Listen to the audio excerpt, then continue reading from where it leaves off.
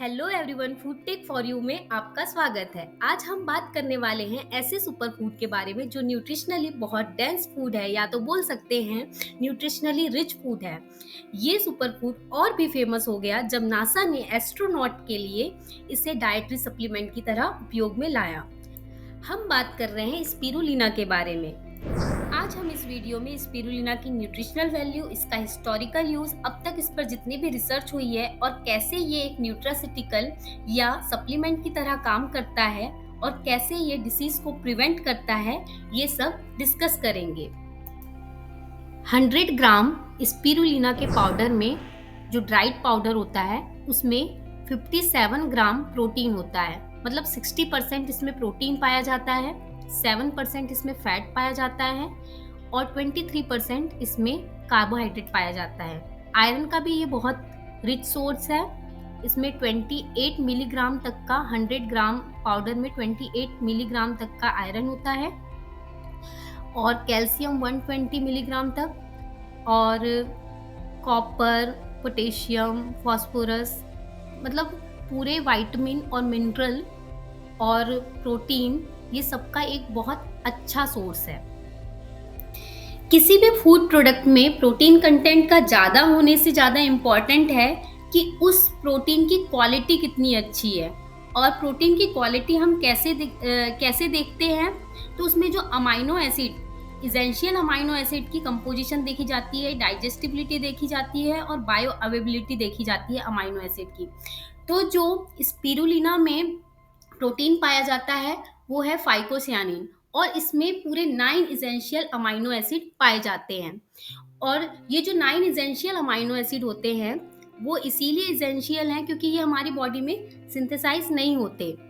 इसको हमको daily food में लेना पड़ता है।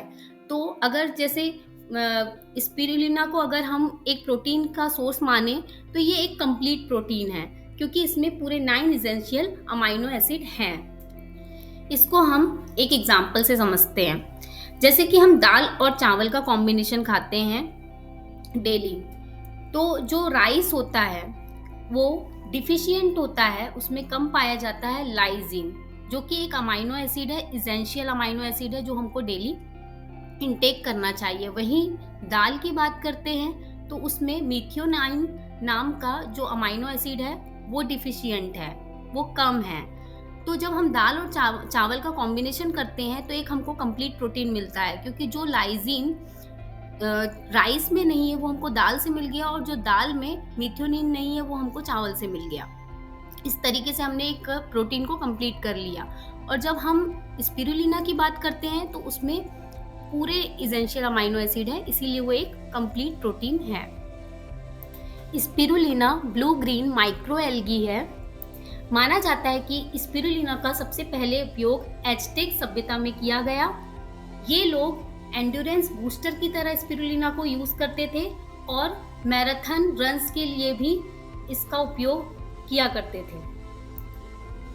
स्पिरुलिना में फाइकोसियानिन नाम का एंटीऑक्सीडेंट होता है। फाइकोसियानिन एक ब्लू ग्रीन पिगमेंट है जो कि एक एंटीऑक्सीडेंट की तरह वर्क करता है। और एंटीऑक्सीडेंट क्या होते हैं? एंटीऑक्सीडेंट वो सब्सटेंस होते हैं जो कि हमारी बॉडी सेल को फ्री रेडिकल के डैमेज से बचाते हैं। जो फ्री रेडिकल होते हैं वो मेन कॉज होते हैं कैंसर के लिए, हार्ट डिसीज के लिए, स्ट्रोक के लिए और एजिंग के लिए। स्पिरुलिना एंटी इन्फ्लामेटरी प्रॉपर्टीज भी शो करता है क्योंकि ये मास्ट सेल से हिस्टामिन के रिलीज को इनहिबिट करता है, और ये एंटीवायरल प्रॉपर्टीज भी शो करता है, एंटी एलर्जिक प्रॉपर्टीज भी शो करता है। स्पिरुलिना में गामा लिनोलेनिक एसिड पाया जाता है जो कि प्रीमेंस्ट्रुअल स्ट्रेस को कम करता है, ओबेसिटी को कम करता है। यूनाइटेड नेशंस जनरल असेंबली के 60th सेशन में एक रिवाइज्ड ड्राफ्ट रिजोल्यूशन सबमिट किया गया कुछ कंट्री द्वारा, जो कि इससे रिलेटेड था कि स्पिरुलिना का उपयोग किया जाए हंगर को ख़त्म करने के लिए और मालन्यूट्रिशन को ख़त्म करने के लिए। स्पिरुलिना में विटामिन B12 नहीं होता है, बल्कि सूडो विटामिन B12 होता है जो कि हमारी बॉडी में यूटिलाइज नहीं होता। नेचुरली ये कहाँ ग्रो होता है? तो टेक्सकोको की लेक में और सेंट्रल अफ्रीका में चैड की लेक में ये नेचुरली ग्रो होता है। और किस कंडीशन में ये ग्रो होता है? ये सॉइल में, मार्शेस में, फ्रेश वाटर में, ब्रैकिश वाटर में और सी वाटर में ग्रो होता है। एल्कलाइन और सलाइन वाटर में ये बहुत अच्छे से ग्रो होता है। और हाई पीएच में 8.5 टू 11 पीएच जो है इसको फेवर करता है प्रोडक्शन के लिए।